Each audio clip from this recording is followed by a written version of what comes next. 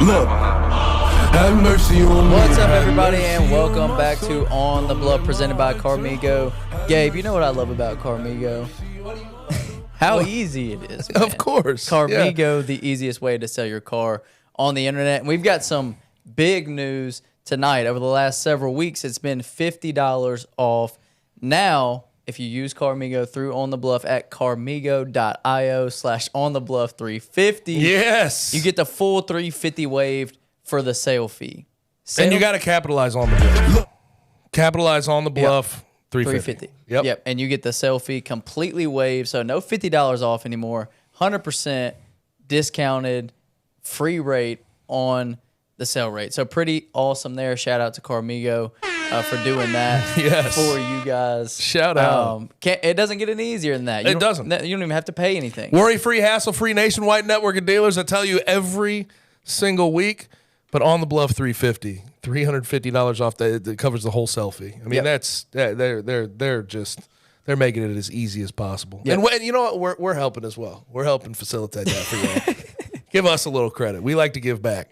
So all you got to do, carmigo.io/onthebluff350. You go in, put in some personal information, put in the information about your vehicle, take 13 photos of your vehicle. Carmigo makes that absolutely as easy as possible. All you got to do, go on your phone, you line up your car with the shot that's given on your phone. You take the pictures. They finalize the deal and everything for you right then, get everything taken care of. It literally couldn't be easier. If you want to get rid of your car in the easiest possible way, go to carmigo.io/onthebluff350. I'm telling you, save yourself some time, save yourself the hassle. Carmigo takes care of everything. They handle the paperwork. They do it all for you pretty much. All you got to do is put in some information and take some pictures, and that's it. Your car will be sold within 24 hours. You can't beat it. Welcome back to the show, Mr. Gabe Coon. What's up, brother? How you doing? I'm wonderful, man. I'm fired up today. Yeah, me too. I am. I'm glad to be back in front of you and Kenny. Yeah. Guys, I'm struggling today. Why? I messed it all. The whole behind the curtain a little bit. We've had multiple takes here trying to get this thing rolling. You didn't have to tell them that, Kenny. But listen, I'm an open book. I'm an open book, man. You didn't even have to tell them that. But listen, you guys are professionals, and I am trying to raise my game today. I'm trying to raise my game. You're a professional. Yeah, this is the 33rd episode, and this was the first time we've done multiple takes on the intro. So it happens sometimes. His finger slipped on the on the music once, and then it was okay. We forgive Kenny. Yeah, Kenny, absolutely. We forgive you. Thank you, man. I appreciate that. Yeah, you only wasted like 3 minutes of our life, so it's really not that big of a deal. He didn't even have to mention it, but he's very upfront. Yeah. He's got to let people know. Yeah, that we're not perfect. But you know what, Kenny? We love you. We do. We love you the same. How was your weekend? Good. You were on the lake. Yes, sir. We left Thursday for the lake. 19 folks. No one that listens to the show on a weekly basis is surprised by that in the slightest. Good Lord. But yeah, we went to Pickwick for the weekend. Left on Thursday. Came back on Sunday. How many boats? 3 boats. 19. Yeah. We had 3 boats. Michael's parents have a boat, and then 2 of our other friends have boats. Nice boats. Everybody has nice boats. We ain't rolling out there. Pontoon or like just regular? No, all like nice ski boats. Okay, cool. Yes, yeah. If you're around a bunch of boats, those pontoons that get sunk, right out there on Pickwick. If there's enough boats out there. Never seen a pontoon sink. I have. Have you? Not in person. Yeah, we did. So this is the way that it goes when we go to the lake with this group of people, like with all my friends. I enjoy the water sports, right? Okay. Skiing, all that stuff. Yep. Everyone else, they just kind of like to drink, have fun, literally go into the cove, tie the boats off, float, party all day, which I like that too. I'm not saying I don't. But I do enjoy the water sports. So I really think this was to appease me and pretty much get it out of the way. We get there on Thursday. We left at like 12, so we got there around like 2:30. Immediately jumped on the boats, went out there. As soon as we get out there, they're like, Christian, get up there. Get on the skis.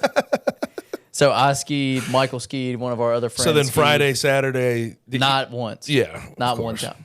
Yeah. So we did that for like the first 45 minutes or an hour that we were out there, and that was it. Can I say something? Can I bring this to, we talked about it off air. I'm going to talk about it on air. Okay. Christian drank 2 beers this weekend. Christian, if you know about this, he does not drink. He drank 2 beers. What kind of beers? Michelob's. Okay, there you go. 2 Michelobs this weekend on Pickwick. You got rowdy out there. For me, brother. that is rowdy. God, Yeah. that is. That is rowdy. Is that 2 beers and how long of a period? Is that like an hour? No, I'm talking about like how long had you not like drank it all? Drank it all for 3 years. Did someone just convinced you? No, I mean no. You got caught up in the moment, right? Well, nice. they said like boy playing team games. If you lose, you drink, okay. And was just like, I don't plan on losing. I'm the sober one. Won a bunch of games and then lost one, and that was a good sport and took the beer. Okay, nice. No big deal. If I will say though, 2 beers. If I'd have drank one more, son, on the floor. Yeah, and that might be unbelievable. Yeah. But when you haven't drank in that long, I'm telling you. Yeah, I hear you. I knew no more. My teeth started getting numb. That's when I knew. Your teeth got my teeth and my tongue. I'm not familiar with teeth getting when numb. I did used to drink back in the day, that's how I knew that I was at that point. My teeth and my tongue would start getting You know how numb. I know? It's if my face starts getting warm. Yeah. My face starts getting warm, it's But whip. I'll put, like, you'll see me just constantly licking the back of my teeth because I'm like, are they still there? Like, what's going on? But yeah, we had a great time, dude. We've been looking forward to that, obviously, for a long time. We got a beach trip coming up later in the year. I think there's 14 of us queued up for that one. So we got a couple more vacations coming up. But it's so much fun. Just hanging out with everybody, chilling, listening to music, playing in the lake. It's a great time. Wonderful time. Now, for me, a long-ass week. It was hellacious, brother. Hellacious. Self-inflicted wounds. Well, yeah, so it's kind of. 87%. Sure. I mean, I overbooked myself on Saturday. Let me put it that way. I overbooked myself for this Saturday. Taylor was on a bachelorette trip, so we couldn't like split up and go to various places. And on her bachelorette trip. On hers, yes. On hers in San Diego. So she had a great time. She just got home today. It's Monday. Monday. This is when we're recording. But on Saturday, tea time, 8 a.m., finished at 12:30. Then I took like a little bit of a nap. Then I had to be back up at like 3 to go to a couple shower all the way out on the edge of Collierville. I stayed there for an hour, 2. Then I had to come all the way back downtown from the edge of Collierville, 30 miles into downtown Memphis to go to a wedding reception. And from that wedding reception, good friends, I don't like saying no. I'm a team player. I am a part of the gang. Yeah. And they all went to Rayford's. I haven't been to Rayford's in like, my God, 3-4 years easily, maybe 5. I mean, I can't even remember the last time I was at Rayford's. But I went to Rayford's and so I had a 8 a.m. to about midnight that's a day haul driving back and forth. It was something. Got my 40 on there at Rayford's. I think the earliest I went to sleep this entire weekend was like 3:30. Good Lord. And I'm not a guy that's like, I can rock with 4 hours. Like, that's just not. Some people can do it. I can't.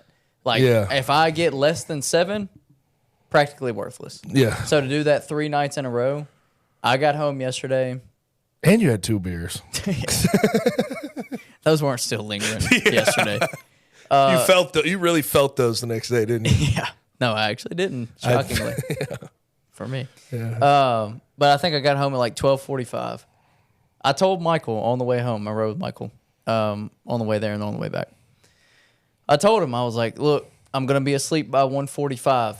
I guarantee you I don't wake up before 5:30. And I also guarantee you I have no issue going to sleep tonight. Got home, took a shower, laid in bed. Last time I looked at the clock, it was 1:55. Woke up, it was 5:50. That's attaboy. Woke up, took a shower, ate dinner, called it a night. Did you say you took a shower and then took another shower? Yep. Is that how you go to sleep easily?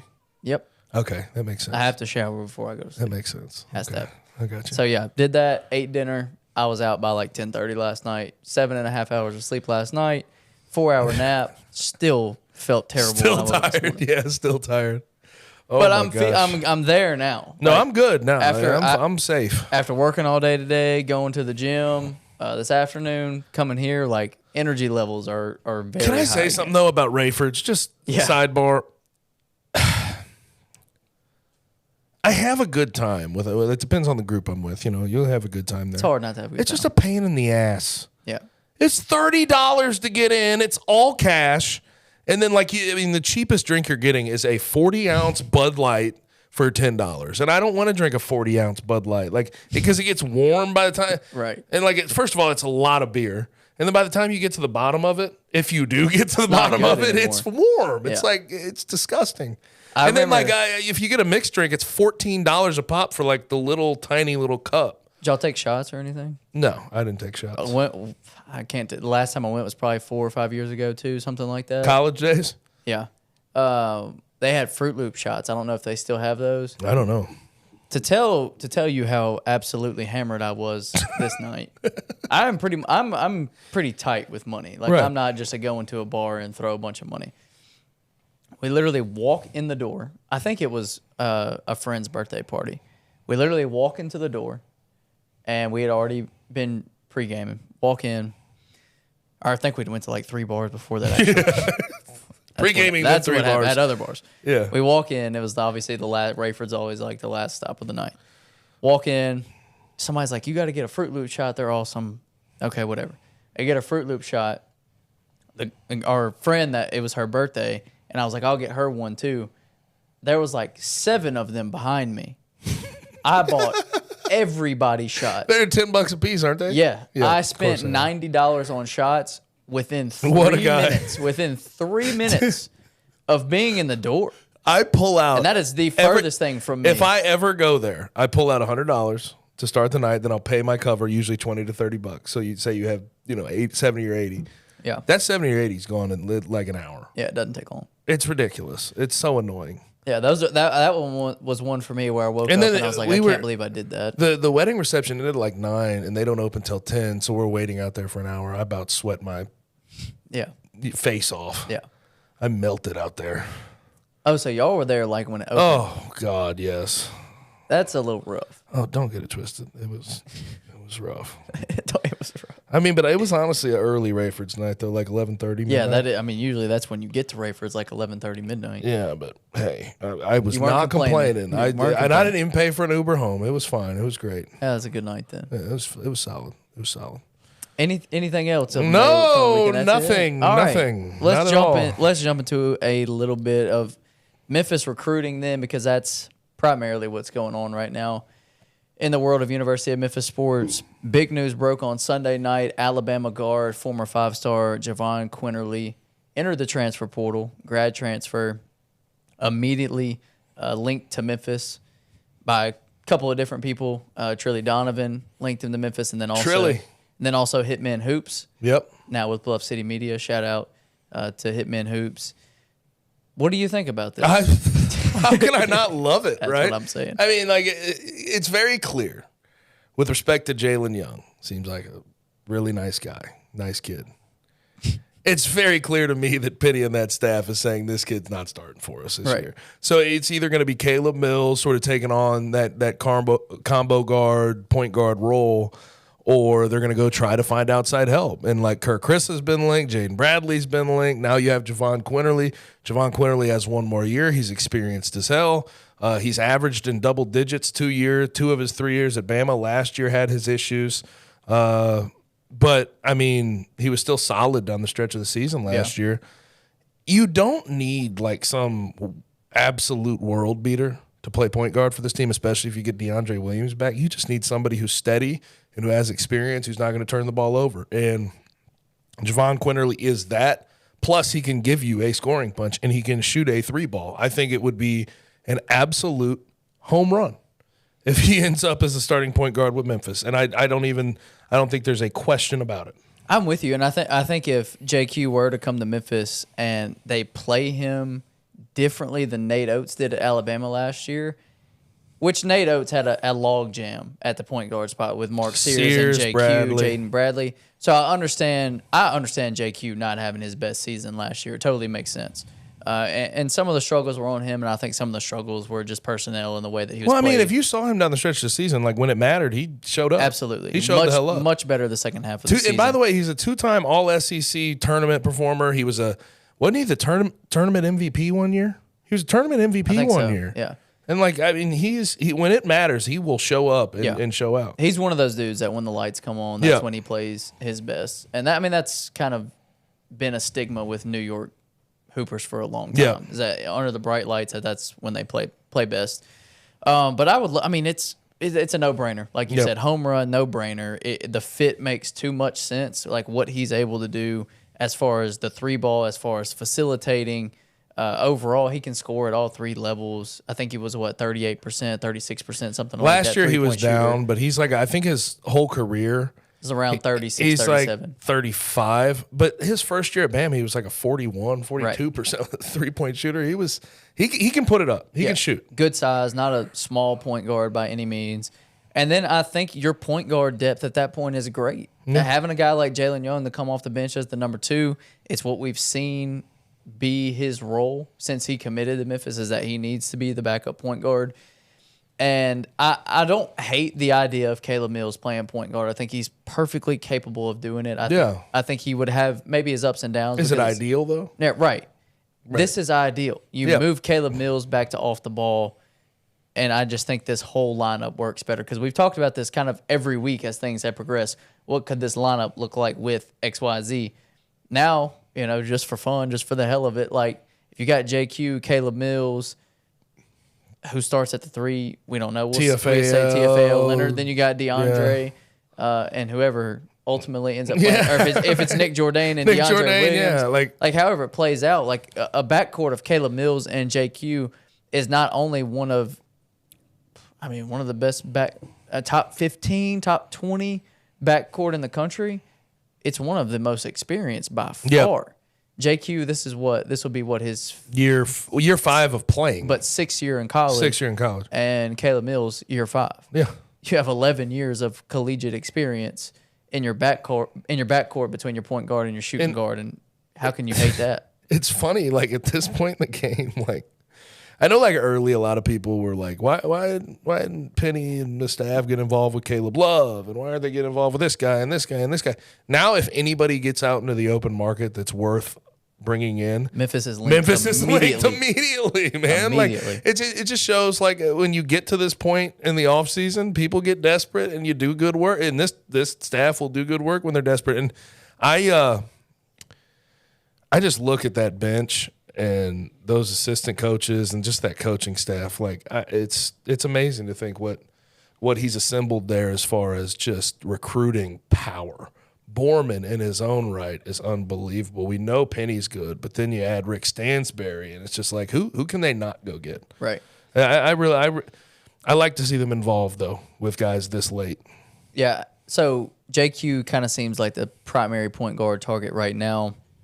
There's been a couple of players that we've seen Memphis, I don't necessarily want to say miss on. Jaden Bradley, I would say more so of a miss. Kirk Krissa enter the transfer portal from West Virginia after transferring from Arizona after the Bob Huggins stuff that we talked about last week, ultimately deciding to stay in Morgantown and play for, Kirk Krissa, that to me was like, it almost felt like in the NBA when dude's got a player option, right? Yeah. His final year in a contract, and he opts out of it just to see what his market is like elsewhere.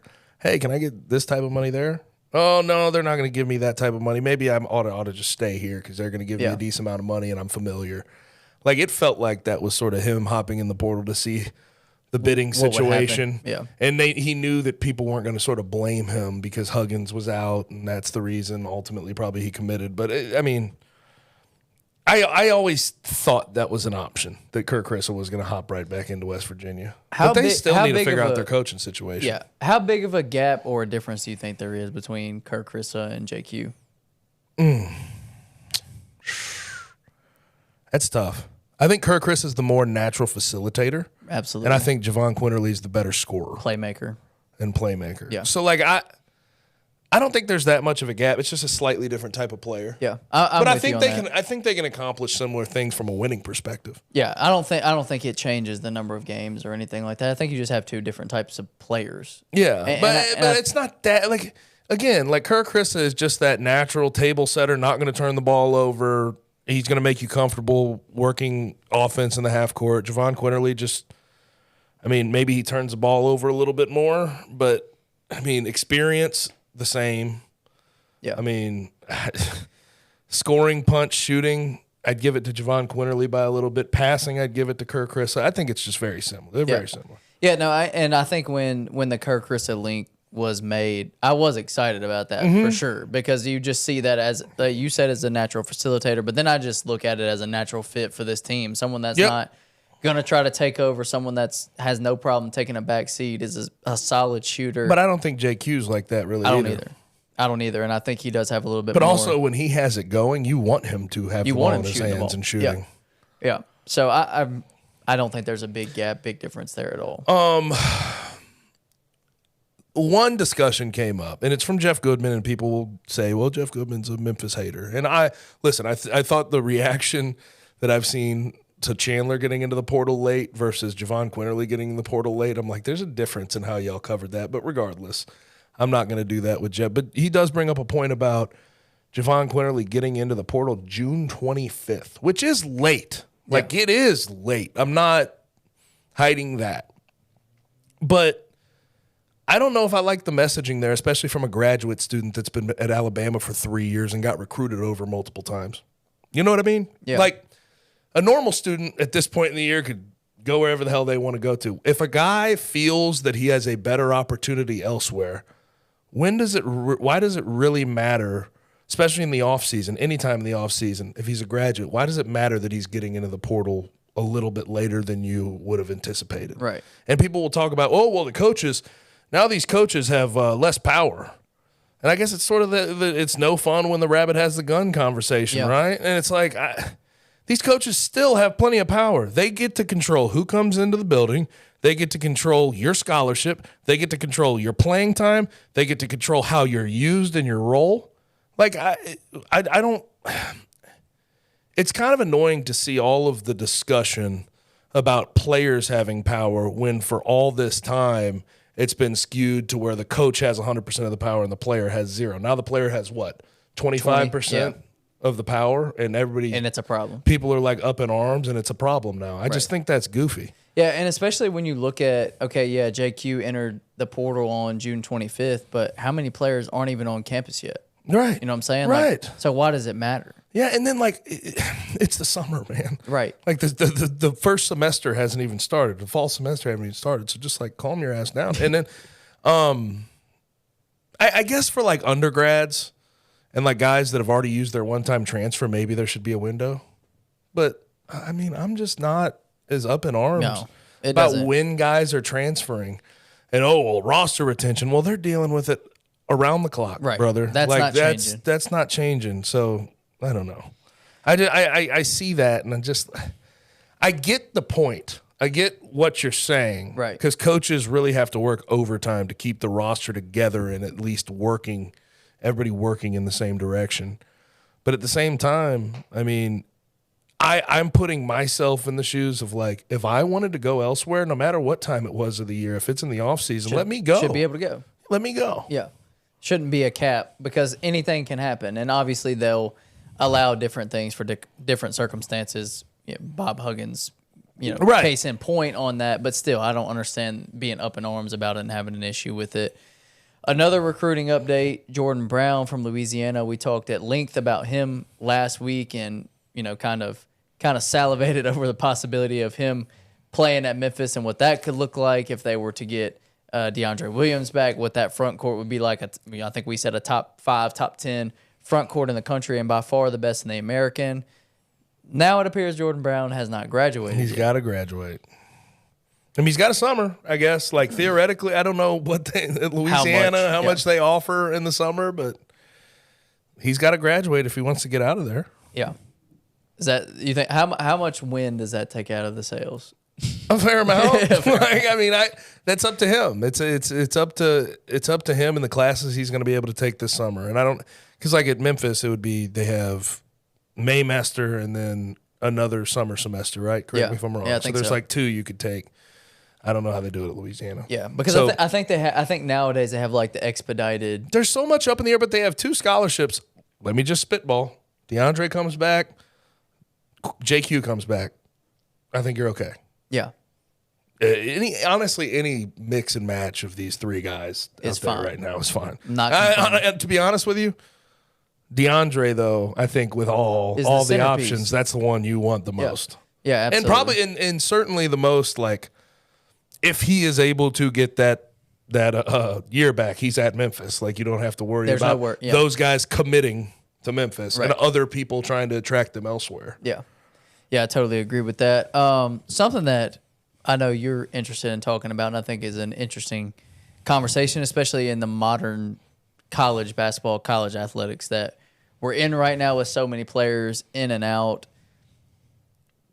And this is a tough one to kind of phrase because I feel like it can be taken the wrong way.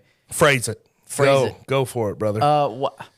Why can't the discussion about a player leaving, even if everything is said positively, still be taken positively? Why does there have to be a negative connotation? It's interesting, and I'll bring up this. This is just an example from last week. Like I got a little bit of flack for how I was talking about Chandler Lawson, and I found it very, very interesting. I was talking about Chandler Lawson committing to Arkansas, and I was like, man, I really wish Chandler was still in a Memphis uniform. I really do, because he could have really helped this team, rebounding, what he does connecting on defense, yada, yada, yada. But he commits to Arkansas. I said, that's a damn good team, and he's going to love Muss, probably love his teammates. But what I did say is, I mean, when we look at the minutes that they're going to divvy up, is he going to get that many? It's Trayvon Brazile, obviously off ACL, so he's got to get back. But Trayvon Brazile, you've seen him play. He's unbelievable talent. Then they got Jeremiah Davenport at that forward spot. They have a Mitchell brother still at center. Like, there's not a bunch of minutes in that front court at Arkansas that are really out there for the taking. So I basically said, like, I think if he was in a Memphis uniform, he'd have more minutes. Yeah. Generally speaking, than he's going to this upcoming year at Arkansas. And I could be wrong on that. But people took that out of proportion. Like I was crapping all over him. And I'm like, no, I'm trying to use my observations about a guy I clearly like. People are like saying I'm hating on him. Yeah, I'm hating on him so much that I still think he should be in a Memphis uniform. I would love him to be in a Memphis uniform. I just find like there's no middle ground at times with this. It may be the best decision for him, and I hope it's the best decision for him. I'm just pointing out the fact that from a minutes perspective, it's going to be hard to crack that forward rotation, that front court rotation. Yeah, I don't think everything has to be a backhanded compliment. No. But that's how it's taken. And to an extent, sometimes analysis is just that. It's analysis. To an extent, I do understand it, just because, some people feel different about players than other people. Like, we all have different opinions on players. There are some people, if they leave, you say, okay, doesn't make a big difference. Or if someone leaves and it's a huge difference. I mean, there's always going to be differing opinions on how big of an impact does this have or what does it mean. But just breaking something down and analyzing it, one, is what we get paid to do. Yes. And two, is okay. Yes. It's not a big deal, like, to break something down. It doesn't have to be a hate thing. And it's funny. It's like I hate Chandler so much that I want him to be in a Tiger uniform. Right. Like, still. Yeah, that's how much I hate him. Yeah. Listen, like, I guess there's some people that could be too close to certain situations and they feel a type of way about it. And that happens, with college sports all the time. But analysis is just that. Sometimes it's just analysis. There's no offense meant by it. It's just, hey, I'm paid to do a job. I'm going to do that job. Yeah. I will say, though, regardless of all the flux that we've seen over the last couple weeks with Chandler leaving, different targets popping up, like, honestly, I'm very encouraged about where Memphis is right now. Hell yeah. Just with all the possibilities on the table, a lot of people seem confident in DeAndre Williams retaining eligibility for one more season. Memphis clearly in there early with JQ is a good sign.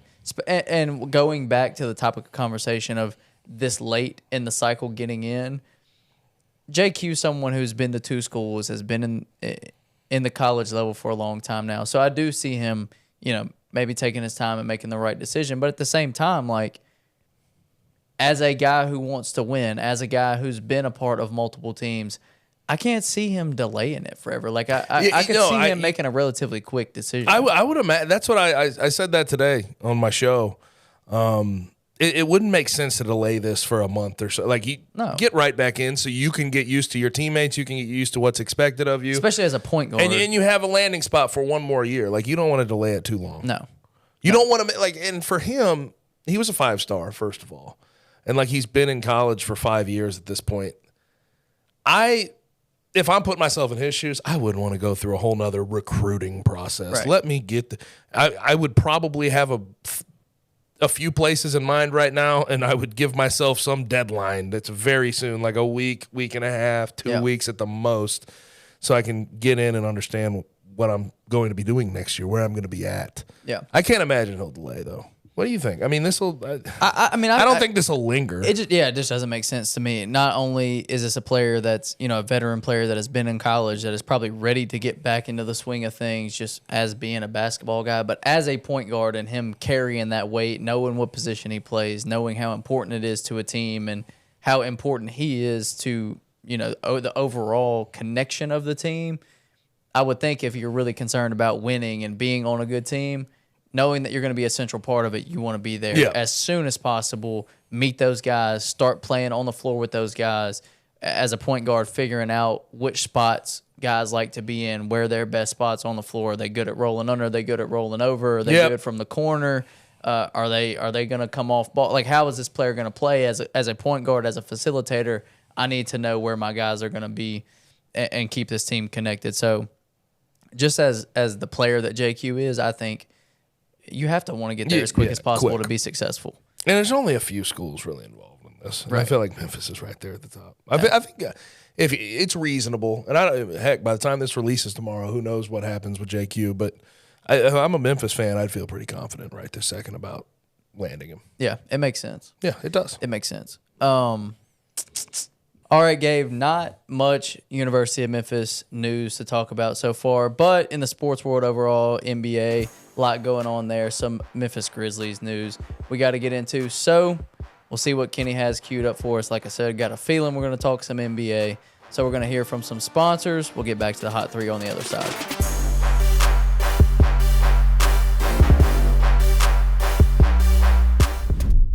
Carmigo makes it easy to sell your car while still getting the best price. Instead of taking your car from dealership to compare offers, Carmigo uses their virtual vehicle scanning technology to bring the dealerships to you.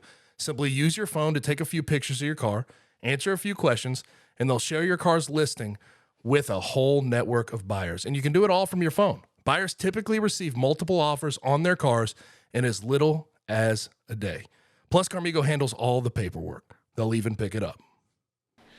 What's up, guys? I'm so excited to announce that we have partnered with Coaching for Literacy, and you can read more about them at coachingforliteracy.org or follow them on social media at Coaching for Literacy.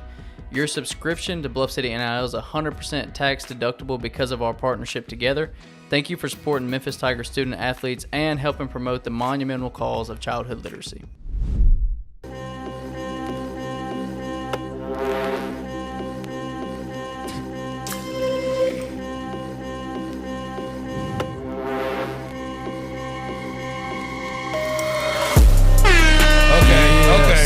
I needed that. Okay, where'd you get this, man? Did you mix this, Kenny? Did you mix this up? Hell yeah. I'm not just a producer of podcasts. If Young Metro don't trust you, I'm going to shoot you. You had me worried at the beginning. Was that until it dropped. Yeah, I was when the beat dropped. I understood that. Listen, Christian wants a Morgan Wallen soundtrack. That's what he wants.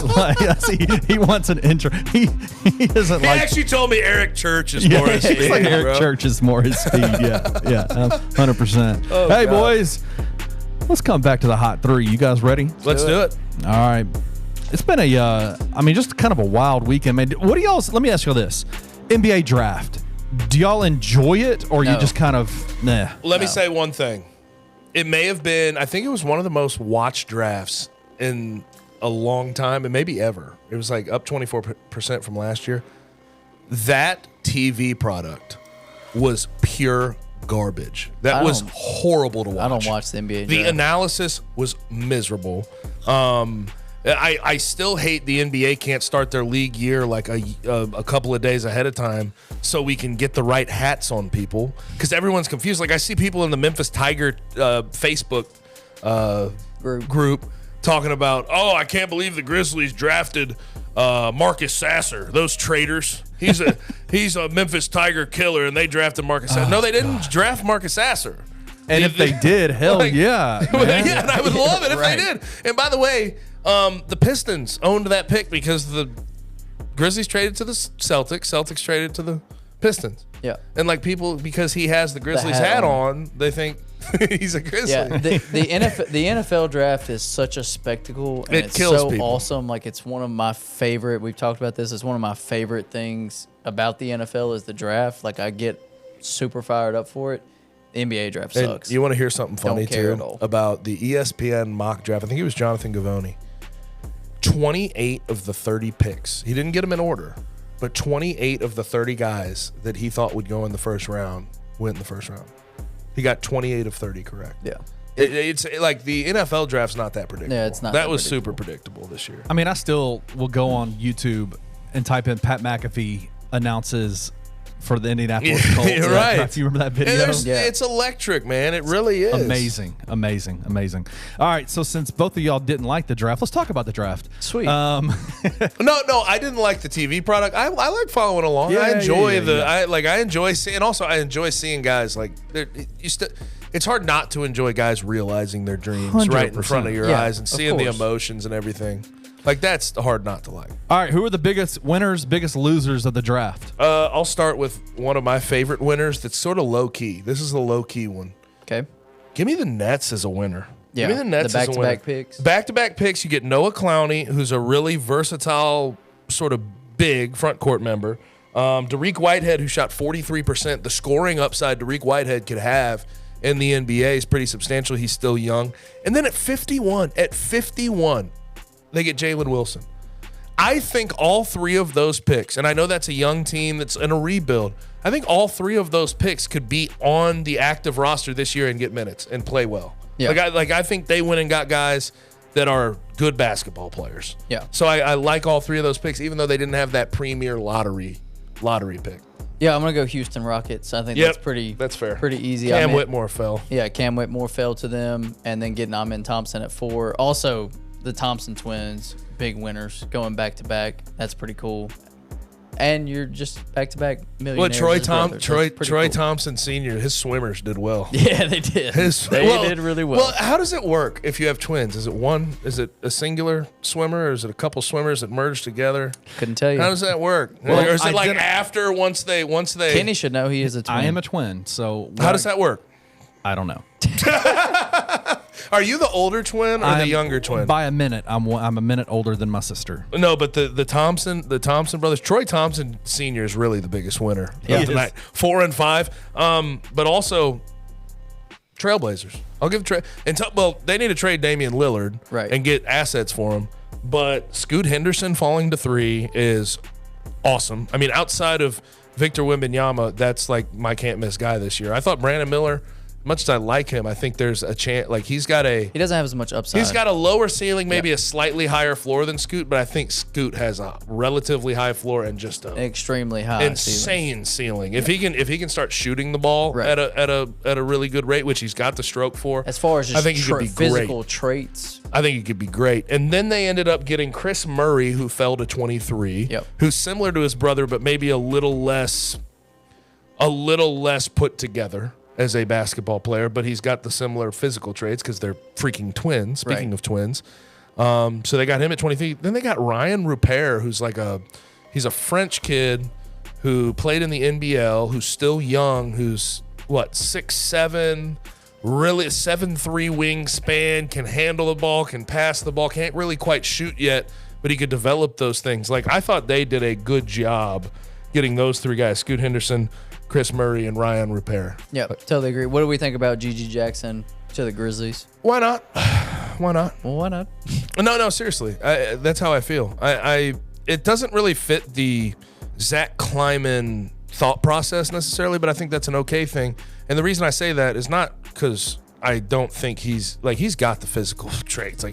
He's 2 months younger than Bronny James, for God's sakes. Right. He's 18 years old, and he reclassified, which is probably a stupid decision, like looking back at it, because he could have helped himself drastically if he would have grown up quicker and not been all in his coach's faces. But this is different for Zach Kleiman because he did draft a guy who has perceived, and I'm not saying they're fully true, but perceived character issues. Yeah. Where it's like he talked crap about the South Carolina program on Twitter, went after his teammates and his coaches. But Zach Kleiman said he thought through the draft process that he convinced him that is not himself. That is not who G.G. Jackson is. And G.G. Jackson he was on like a news, he had like a interview with the press before the draft, and he said that was big-headed G.G. I'm little-headed G.G. now because of what I've gone through this 1 year at South Carolina. So maybe Zach Kleiman's onto something. But I like the big swing, 6'9", really good ISO ball player. Yeah. But he's got to develop other parts of his game. He's got to give second and third efforts on defense. He's got to start shooting better and better shot selection. But it's hard to deny an 18-year-old who's 6'9", who can go create a shot just at will. Yep. A couple other notes before we move on. Former Memphis Tiger Amani Bates got drafted in the second round by the Cleveland Cavaliers. Him and Gigi kind of give me the same vibe. Well, it's like, isn't it about mentality with guys like that? Absolutely. Like now you're 2A. You've been a number one recruit your whole life. You've been the guy who shows up. And you're the guy. And you are immediately crowned. Yep. Now you're a 2A guy that's not going to get preferential treatment. They're going to make you develop. How do you respond mentally to that? Yep. That's it. Absolutely. But I like Amani's skill set. It's hard not to. Yep. I wish he was a little more athletic. I wish he could do more at the rim right now. But his shot creation and how quick that shot's out of his hand is insane. Yep. His scoring upside is crazy. No, my favorite second round pick came right after Amani Bates. Oklahoma City Thunder get Keontae Johnson. I know he's a little bit older as a prospect, but Keontae was my favorite player in college basketball last year. And on a Thunder team that is young, obviously they have some star talent in SGA and Josh Giddey. But as a relatively young team, who knows? Keontae Johnson could catch there and could get some minutes this year potentially. And if it weren't for what transpired, which makes his story unbelievable. Right. Like basically almost dying on the floor at Florida. If it weren't for that happening, dude would have been probably a lottery pick. Probably. Easily a first round pick. Yep. Like, I mean, he's got game, and I think he's relatively pro ready. Like you could put him into your rotation. I honestly, I'd feel comfortable. And to get that at 50, I'll take that every day. All right, Kenny. All right, topic number 2. Obviously, you guys talked about G.G. Jackson and the Grizzlies draft picks. They had a draft pick at 25, but traded it away with Tyus Jones and a couple of other picks, one other pick next year, the Golden State Warriors pick, for Boston Celtic Marcus Smart. I don't get the hate on this because I've seen a fair amount, especially nationally, of saying this is a head-scratching move for the Grizzlies because they got rid of Tyus Jones. And I know Tyus Jones, one of the best backup point guards in the league, in a year where you're going to be without John Morant for 25 games. I get that.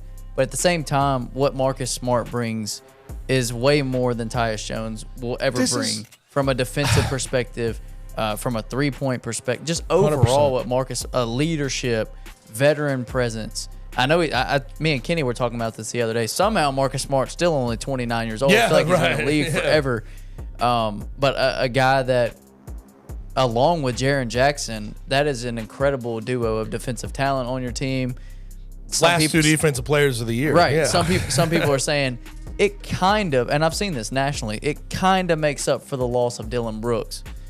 Do what? Kind of. What are you talking about? Marcus Smart is a major upgrade over Dylan Brooks. Massive upgrade over Dylan Brooks. He is, if he's not number 1, he's a top 3 perimeter defender in the NBA. Absolutely. And it's not close. And he can guard 1 through 3. He's long as hell. He's longer than Dylan Brooks. Yeah. He's got a 6'9" wingspan. I think Dylan Brooks is 6'6", don't worry about the fact that he's only 6'3", 6'4". Right. That's not that doesn't tell the story about plays who he way is as a bigger player. than what he is. Hell yeah. And I guess the thought here too is like they overpaid.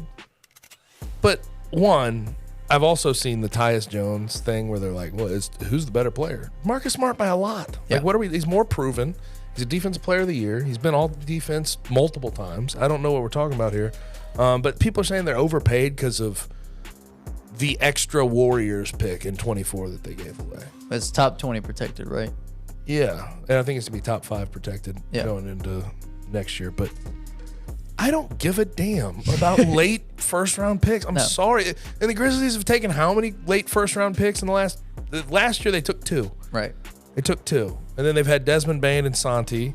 I mean, like, I'm tired of late first-round picks. You don't need to keep – and what did Zach Kleiman say? I don't want to triple down on youth or quadruple down on youth. This is the way to do it. And the way I see it, Marcus Smart kills – I said this on the air – 3 birds with 1 stone. 1, if you're worried about John Morant and, like, this team being too young, there's your veteran presence. 2, Dylan Brooks, you're worried about that defense? There you go. You're worried about that defense? That's an upgrade. Yep. That you can talk about it all you want. That is an upgrade for the Western Conference, chasing around Steph and Dame and those type of guys. Upgrade. And then you were worried about, okay, if we don't have Tyus and you don't have Ja for 25 games, who's going to run point? There you go. He's going to run it, and you'll be afloat, and you'll feel good before Ja gets back. And then when he gets back, what is it? Ja, Marcus Smart, Desmond Bane, Jaren Jackson Jr., Steven Adams starting lineup. Love it. Love it. Love it. And is Marcus Smart not tailor-made for Memphis? Yes. Like, come on. Dude, and like, you know what's crazy is the parallels between Tony him Allen. and Tony Allen. Yeah. 29 years old. They went from the Celtics to the Grizzlies. They're both Oklahoma State players. Yeah. They're both all NBA, all First team defense. Yeah. Had been to a finals with the Celtics. Yeah, the parallels are crazy. It's crazy. It's insane. Yeah. It's insane. It's perfect. I Yeah. think it's perfect fit. And again, all these things like may not have worked out, but if you sat with Tyus Jones and didn't make a move, that may have not worked out as well. I just like the fact that Zach Kleiman seemingly being aggressive and going and trying to find different ways to replace Dylan Brooks' defensive production. Yep, absolutely love it. Last topic, Kenny. All right, so last weekend, the PFL had a fight, and what dominated the news was not what happened inside the cage, but outside the cage. Yep. A face-off between John Jones, who was cornering Maurice Green, who was one of the main headliners of that fight. John Jones was outside of the ring, and he had a face-off with Francis Ngannou, the newest PFL fighter. Made me start to think about the fact that we are probably never going to see John Jones versus Francis Ngannou. First question about this is... God, I love Trey Lasley so much. I'm just going to get that out on the airwaves. Yep. The first question I have is, whose fault is it that we're not going to see John Jones versus Francis Ngannou? Is it Dana White in the UFC? It's Francis Ngannou. Or Francis Ngannou. I mean, we will never know the behind the scenes and all that stuff, but I don't really care. I blame it on Francis Ngannou, truthfully. That was actually a more respectful face-off than I expected it to be. Yeah, it was. But Francis, John Jones wanted it to get disrespectful. He wanted it to be disrespectful. And Francis was like, he was doing everything he could to not let it get there. Yeah. You know, and it's since we will never see. I guess I have to put it on Francis, though, ultimately. I mean, unfortunately. I know people have their problems with Dana White, whatever, but I mean, he did come out and say he offered him the biggest heavyweight contract of all time. You can believe it or not, but you know, why would they not offer Francis Ngannou the biggest heavyweight contract of all time? He's one of the most watched heavyweights of all time. Like it would make too much sense. Doesn't it bother you though that we never know the Dana can say that all he wants, but he never shows the money. Oh no, never shows the damn contract. No, it's hard to take him at his damn word. Do you think it's disrespectful that he comes out and says Francis Ngannou was scared?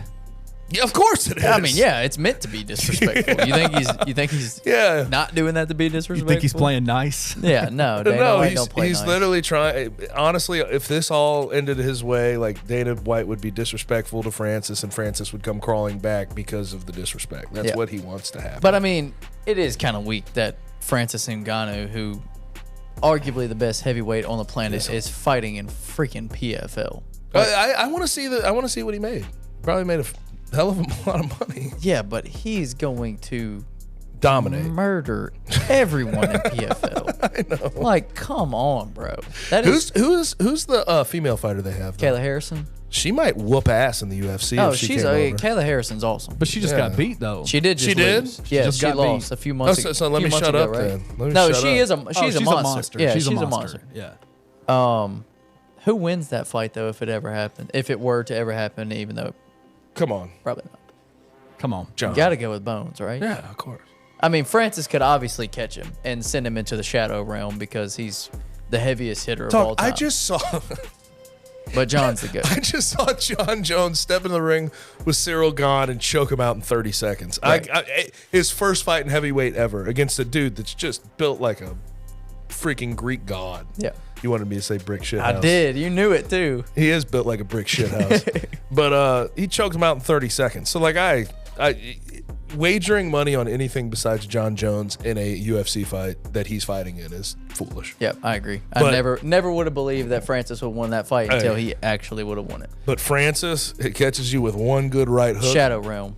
He might get you up. Man, I don't know. Send you His straight to the soul, shadow his realm. soul would leave his body. Yeah, But catching John's not that easy. We've seen that in his career. yeah, doesn't happen. All right, part two to this topic is it got me thinking about other fights, like big time fights that we wanted to see that we never have had a chance to see, and I wanted to get y'all's thoughts on this. Like, what is your fight that you wish that you had seen in the UFC but never happened?